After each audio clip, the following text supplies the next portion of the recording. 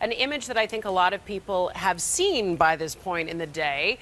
When that second nurse, the sickened nurse, Amber Vinson, was put on a plane, transferred to Emory Hospital, rather, in Atlanta, you see the four people in hazmat suits, and then there's that guy with clipboard, in the street clothes, not wearing any sort of protective clothing.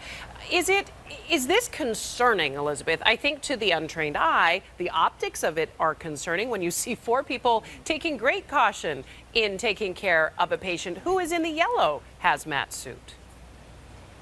Right, so optics are not always right.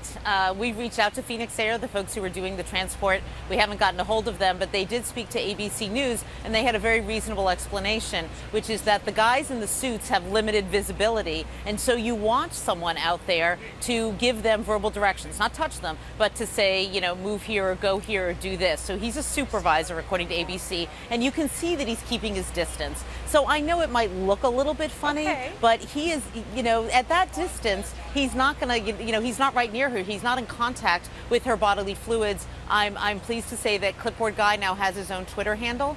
So if anyone wants to tweet to him, you can do it. You might be feeling a little, Look, you know, we got to remember the science here, and I think that gets lost in a lot of this, Elizabeth. I mean, doctors are in Africa all the time treating people. If you're more than 3 feet away, the science says that you will be okay. And Clipboard Guy didn't seem to get within 3 feet there. He seemed to be being careful. I don't think it was perhaps an oversight. He knew what he was doing. Yeah.